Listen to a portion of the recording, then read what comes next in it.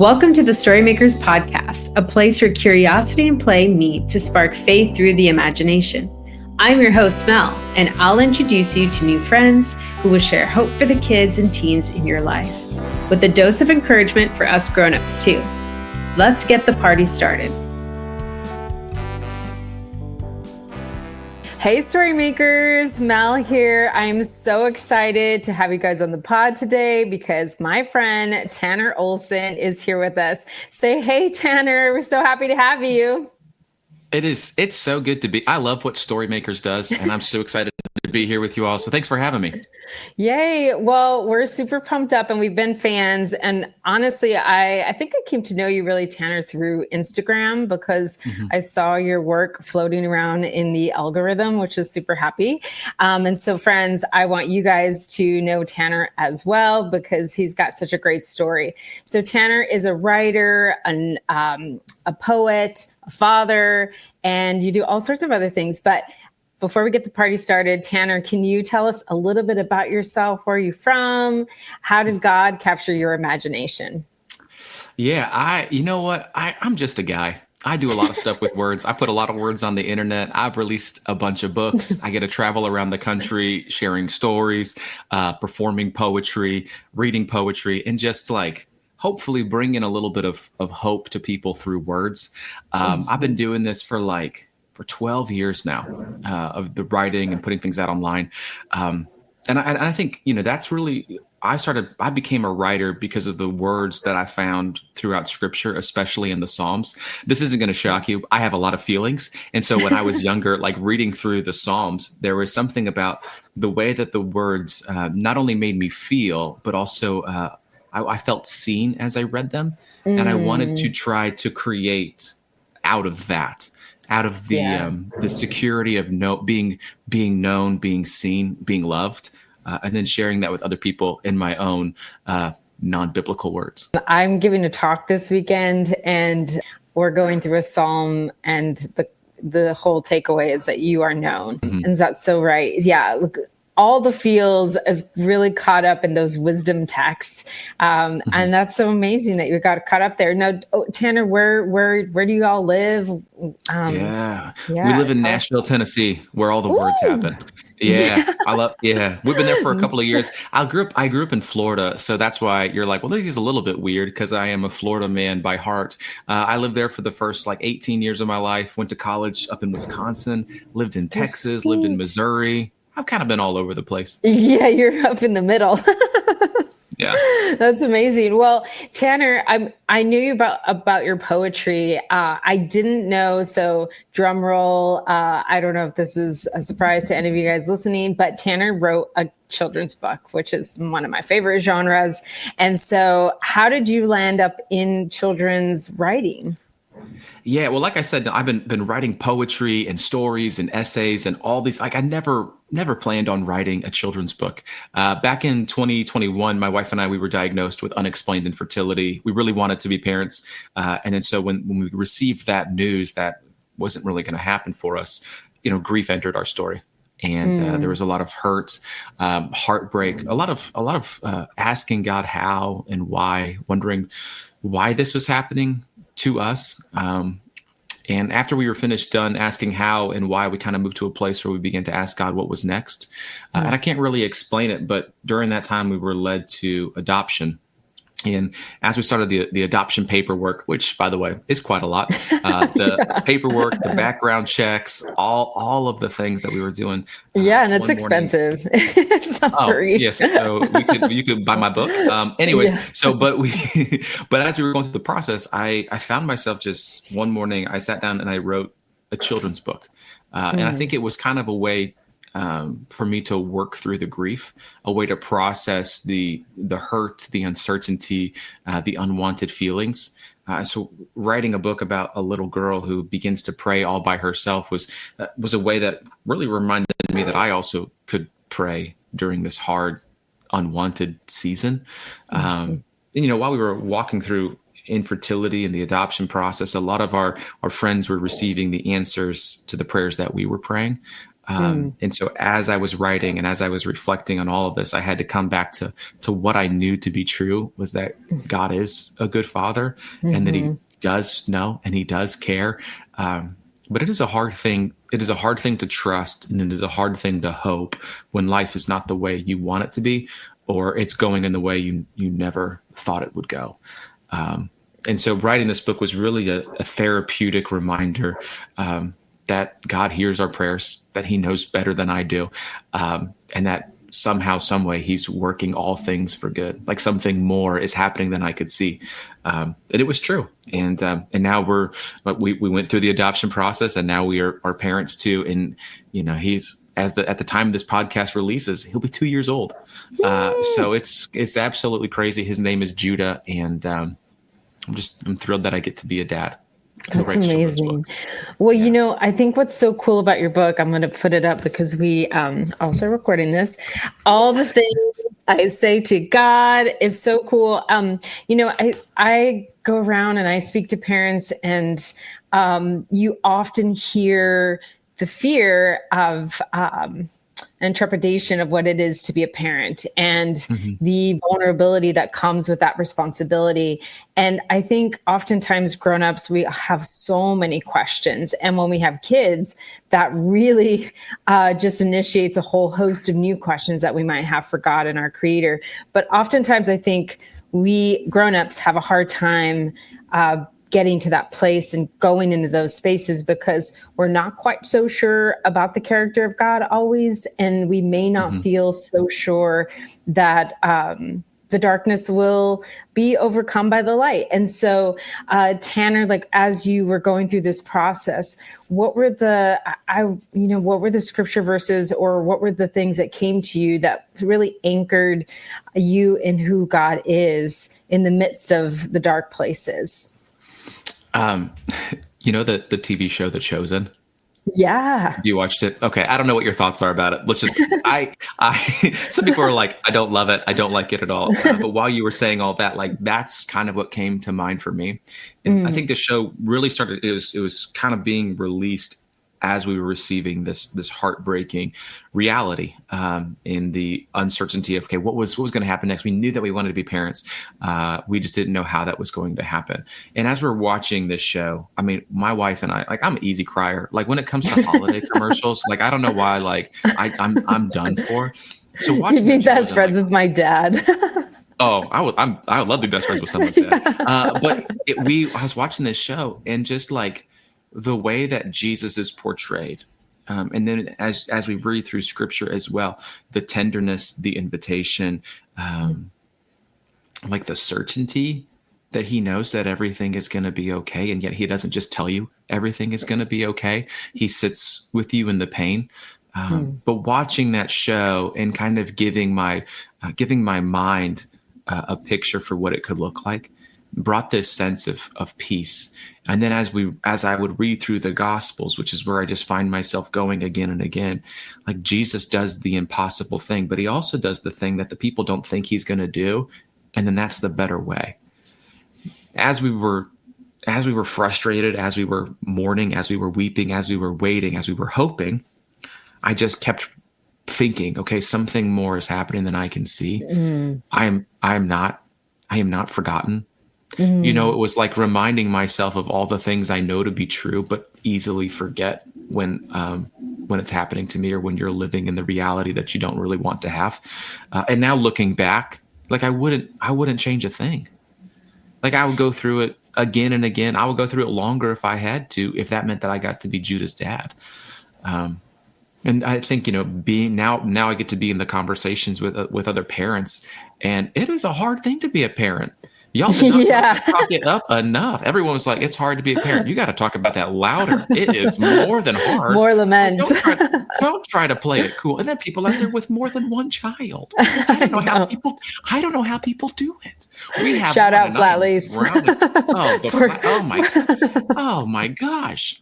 People are like working to have another kid. I think that's a great thing, but are you going to be okay? So I don't know.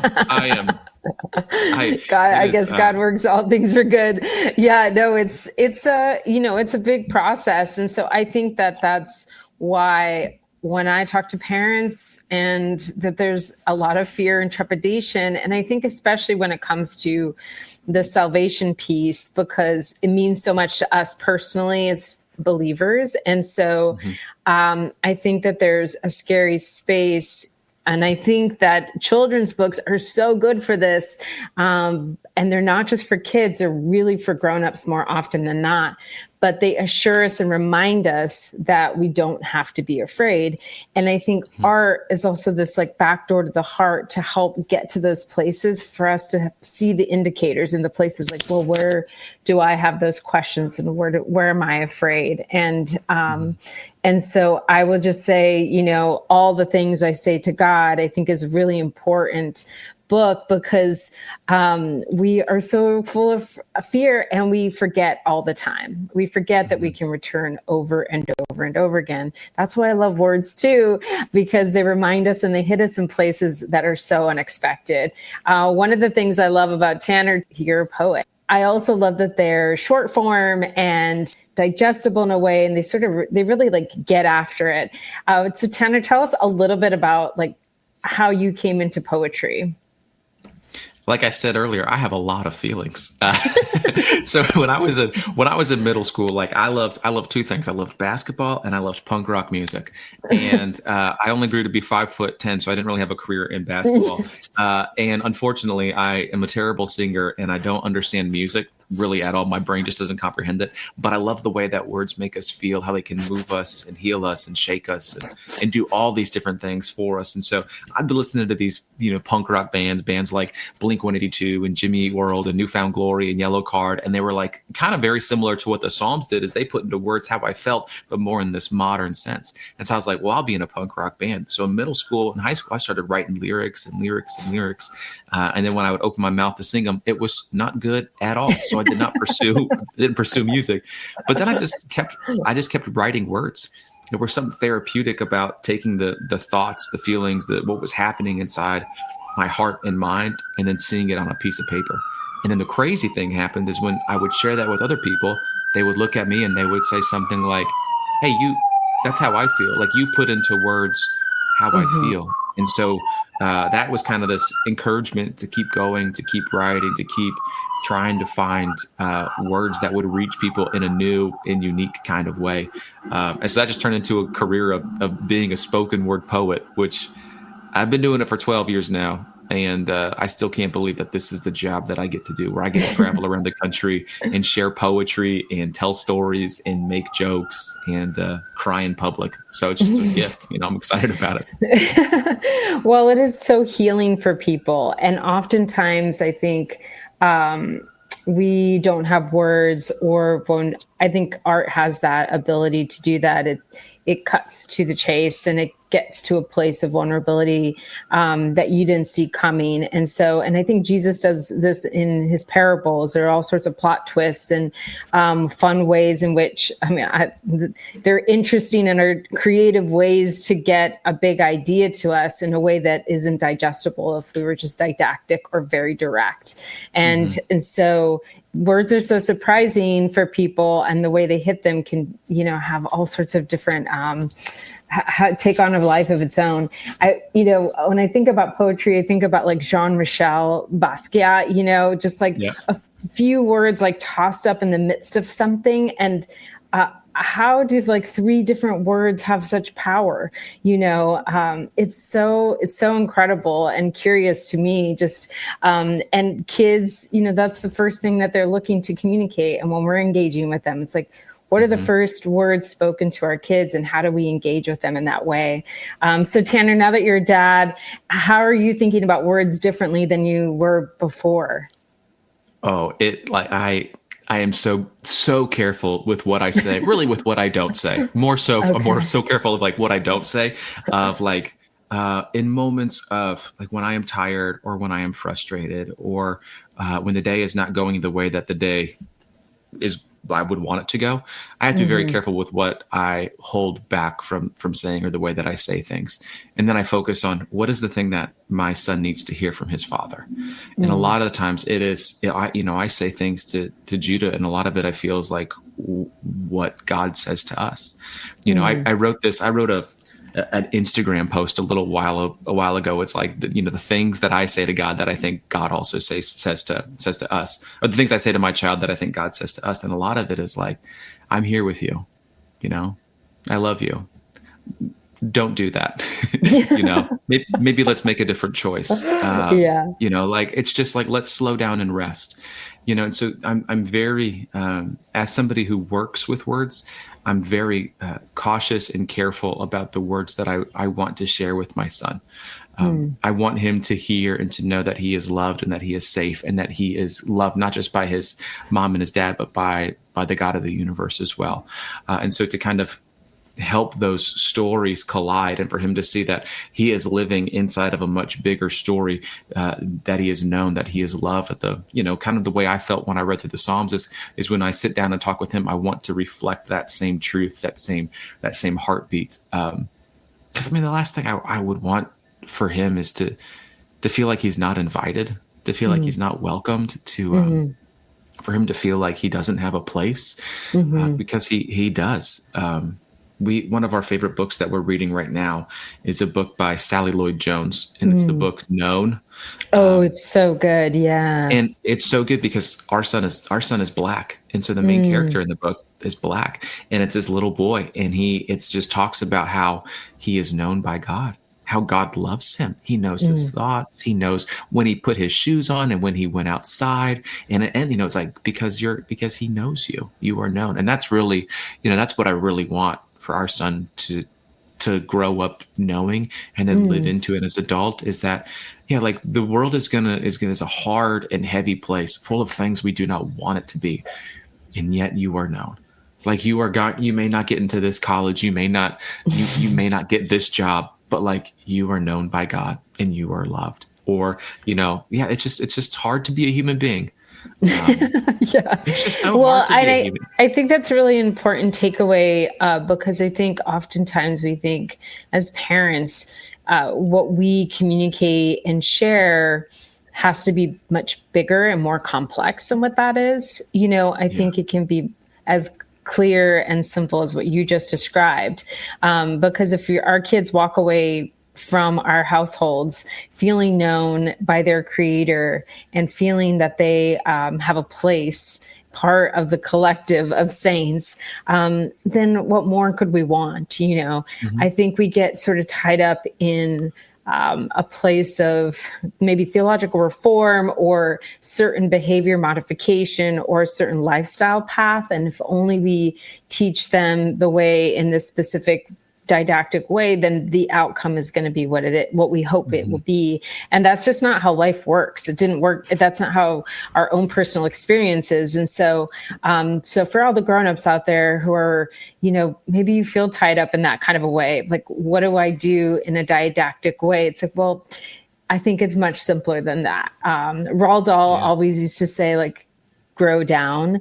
And I think the same is true of what Jesus was trying to imply to us, to have a childlike faith, to have this interdependence. And as parents, we hope to have an interdependence in the process of our own parenting, right? Yeah. So if we have all the answers and we aren't able to say all the things we need to say to God, then that kind of cuts off our, vulnerability and connection to our own personal relationship in that way. Yeah. He's 18 months old now. And so it's this, every day we see these little changes, these little growths. And I keep reminding myself that this whole thing is just a day by day kind of thing. Yeah. And so day after day, I want to love you. I want to care for you, and I want to meet your needs. And we'll see how it goes again tomorrow. And we'll watch you kind of grow down as you grow up. And along the way, I want to teach you the things that I think are going to be helpful for when you leave the house and as you begin to navigate the world as an adult. But I want to reinforce again and again, like, these very simple, big things, like you can talk to God anytime, anywhere about anything. And he actually listens to you and he cares about you because he knows you, and to just remind him of these like beautiful comforts and truth that when the world knocks you down, like, you're landing on something soft and holy. Yeah, and someone's holding on to you. Thank God. Well, friends, this is sort of the season and time of year where you may have begun your fall and you're thinking like, we're going to be doing all these new things with our family time, or I don't know, all the home meals and all the good intentions that we had in August and September, but now we're in the middle of the fall now. And so if we're thinking about like, how do I even begin, or is there a place for me to start like a prayer rhythm or a reconnection? I would say your book is a great place to start, Tanner. It's so digestible and easy to wouldn't get disagree. into. Yeah. It's pray anytime and anywhere, in the car, wherever you go. I mean, honestly, it's not so much about, we talk about this all the time. It's the small wins, and it's about the quality over the quantity, and then just re-engaging where you can. But there's always, I think, space and grace for that re-engagement to take place, for sure. Well, Tanner, tell us a little bit more about like your gospel imagination. How is it captured? Like, you seem to have a very specific viewpoint in which like God is moving towards you, which is not necessarily everyone's viewpoint. Sometimes I think there are a lot of folks out there who are imagine that we're running after God and pursuing God, but you seem to think that God is moving towards us. And so can you tell us a little bit about how your gospel imagination was captured? Yeah, it goes back to when I was in high school. We read the story of when Jesus calls Matthew to follow him. That's so good. And that's good. That's good in The Chosen too. Oh yeah. Matthew's like so blinged out. You're like, oh, dude, now I get the picture. Well, it's just this like, when thinking about Jesus, and he comes to earth and he's going to start his ministry, and then he starts picking these people, and you're just kind of like, they're not number one draft picks, they're just dudes. And then Matthew is this like, he is not nobody would have guessed that Jesus was going to call this guy to follow him. And yet Christ moves towards him, and he says these two words that change it all. He says, follow me. And he does. And I don't know, every time I read that story, I'm just blown away by how simple and profound and loving and bold it is. For Jesus to come, say, follow me, and then leads them into a new direction, into a new life, into something everlasting and hopeful and hard, but beautiful.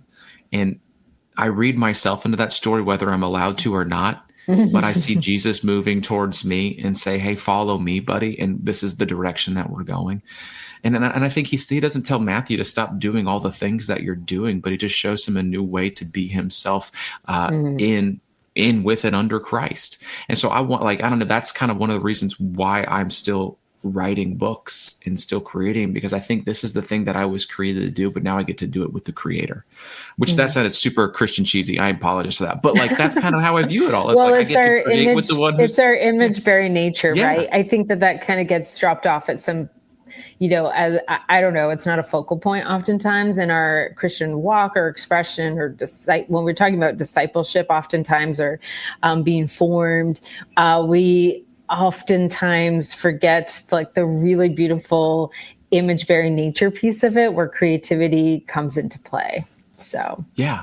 And you just get to give what you have. And maybe it's because I'm currently reading all these, fun children's books and writing them, where you take these really big ideas and you're like, let's hold this together for 16 pages or 8 pages. And then you walk away being like, I really hope my kid wants to read this book again and again, because I need to hear it again and again. I need to hear these beautiful, simple truths that have gotten lost in my years of heartbreak or trying or frustration or just being a human being. And yet these children's books, or even poetry itself, it says, hey, let's calm down. Let's remember what is true. And let's move forward just a little bit more slowly. Because I'm somebody who, like, we've been talking for 20 minutes. You know that I talk fast, which means that I try to move through life fast. And I want to be somebody who slows down, who recognizes the birds that are outside, who sees the look in my son's eyes when he sees an airplane fly through the sky. Like, I want to be able to hold on to these beautiful things. And then, as we read through scripture and the gospels, like, I think Jesus is pointing us to the small, beautiful things as well, and saying, stay with me in this moment. Let's enjoy this. I don't want to be somebody who just rushes through life. I want to be somebody who enjoys it. And I think prayer, talking to God anytime, anywhere about anything, really allows us to enjoy the beautiful life that we've been given, the hard life, the chaotic life, especially in a time in the fall when everything is dying away, and you also are kind of feeling a little bit the same way. But then you're like, well, we have to get ready because the holidays are coming, so we got to just keep going. Ramp up. And you're like, well, it'll end eventually, and it really doesn't. So you just doesn't. Keep it's going. Like January just slams you in the face. Yeah, and then February is cold and brutal, and nobody's happy in February. And then you're like, well, let's go on spring break. And then you're like, well, I have to spend all that money. Okay, we're not going to get into it now, but that's kind of how I feel. And yet, like, the invitation to follow me, the invitation to slow down and stay a while, the invitation to pray anytime, anywhere, it remains. And yet I forget about it because I got to go pick up a honey baked ham. Well, and I think that's the gift of kids. I think that they call you into presence if we allow for them to do that. If we have the margin and the bandwidth to let that indicator light go off for us, it's like, well, the oil needs to be changed. My kids are calling me in a way that's like saying, oh, wait, pay attention. Like the lilies of the field. They're a gift in that way. And I think, right, we absolutely try to move through those moments. And I think, my daughter just graduated from high school. It goes by real fast. And I think, just taking in all of these moments when they're little and as they're growing, you're creating pathways and connections that are going to be fruitful as they grow, they transition, and you launch them off into the world. So enjoy, and all the things that we say to God, reading with your kids, taking that beat to be able to do that. It seems like maybe arduous or you're tired, but it's not just an investment, but it's a teaching them diligently in a way. And that's a discipleship of the slowing and the appreciating and being present and together. And so that's so cool. I love that, Tanner. Well, Tanner, I know you've got your book out, but are there other books that have captured your imagination recently before we launch off with our story makers? We're always giving great book recs. And it could be the Bible or stories. Like, yeah. Have you guys heard of the Bible? It's a very important book. It's very good. This is Psalms. Well, I feel like being on the Storymakers podcast, I got to shout out our friend Dave Zoll, who just released The Big Relief. So good. I really do enjoy that book. Right now I'm reading a bunch of poetry and trying to just slow down and become a better writer and someone who is alive in this world. I'm working on, I'm always writing myself. I think I have this, like, a lot of people are like, you need to read if you want to write. And I'm somebody who I just like to write. And so I'm always, putting things on paper. But yeah, Dave's book, I don't know. My buddy Matt Popovitz released a book a couple months ago, which is so good. I love pumping up my friends and like what they've created. So that's great. No all worries. The things I say to God, I've been reading that one a lot. I hear it's good. Get that book before the holidays, especially. I think it's it's just such a rush, and it could be just such a blur. And so, Advent is really supposed to be a reflective period. So I think if you have the right little tools in your toolbox, then you're more likely to engage in that way. But Tanner, it's been such a pleasure to have you today on the pod, and go check him out, sign up for his Substack, and get all the things, because really words do heal us and they nurture us, and they are going to capture your imagination in a way you couldn't have imagined for yourself. So go on over and check that out. Lots of love. Bye, guys. Thanks for listening. Today's episode of the Storymakers podcast was made possible by the Storymakers team and our generous community of donors. If you've enjoyed today's episode, please subscribe, rate, and review the Storymakers podcast wherever you listen to podcasts. Share the show with a friend or two and use the code SMPodcast10 for 10% off your next adventure. Remember, be free and have fun.